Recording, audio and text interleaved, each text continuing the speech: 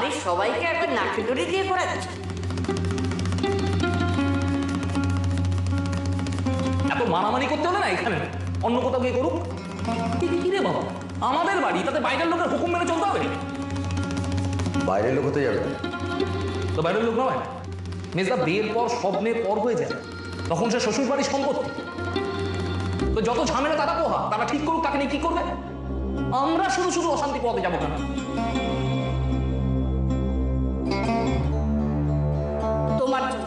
তোমার জন্য আমার জলজ্যান্ত ছেলেটা মরে গেল। ডাইনি রাক্ষসী দূর হয়ে যায়, তোর মুখ দেখতে চাই। মেয়েটাকে তাহলে গলায় কলসি দড়ি বেঁধে গঙ্গায় ফেলে দিয়ে আসে। কি করছিলি তুই ওখানে? হ্যাঁ,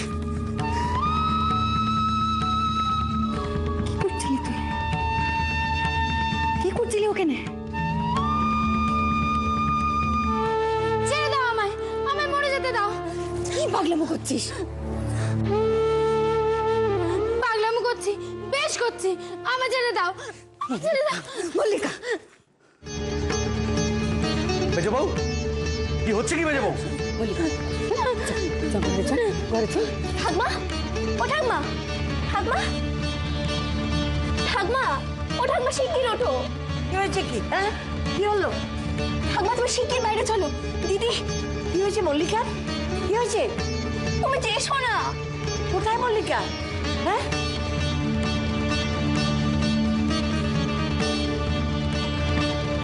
কোথায় যাবো আমি? আমি কোথায় যাবো? ঘরে চল মল্লিকা। আমার জন্য তো তোমাদের এত অশান্তি। আমাকে মরে যেতে দাও। আমাকে আমার জ্বালা যেতে দাও। আমি আর ফিরে যেতে চাই না। আমি তোমার দুটো পায়ে পড়ি, আমার যেতে দাও। মল্লিকা, আমার কথা, আমার কথা শোন। মল্লিকা, চল ঘরে চল, ঘরে চল, চল। চল ঘরে চল, ঘরে চল। কি হচ্ছে কি মেজো বউ? আয় আয় মল্লিকা, ভেতরে আয়, ভেতরে আয়। যাবো না, আমি বলেছি তো আমি যাবো না। এই মল্লিকা, চল, চলো না, তোমরা কেউ যাবে না আমার। আমি মরে যেতে চাই। চল। কি করতে চাস তুই? কি করতে চাস? শাহ, বাড়িতে আবার নতুন নাটক শুরু হয়েছে। একটা শেষ হয় না, তার একটা শুরু হয়। জাম দিতে চাস? জাম দিতে চাস ওখানে? মরতে চাস? মরা অত সহজ?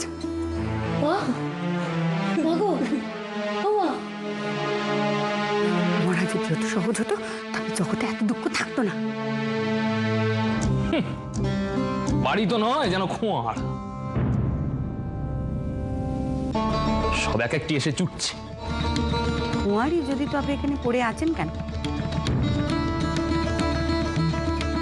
অনেক তো ক্ষমতা, অনেক মান সম্মান বোধ।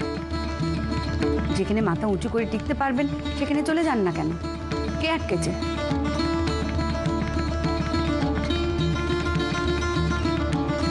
কেন আমরা কেন যাব শুনি?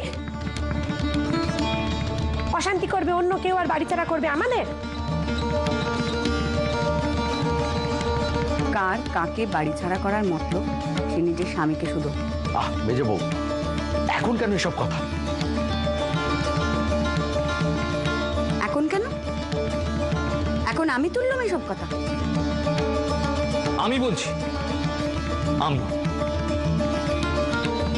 আমাদের এখানে এসে সব করে আমাদের পুলিশে ফাঁসানো কেন? কারণ সে আপনার প্রাপ্য।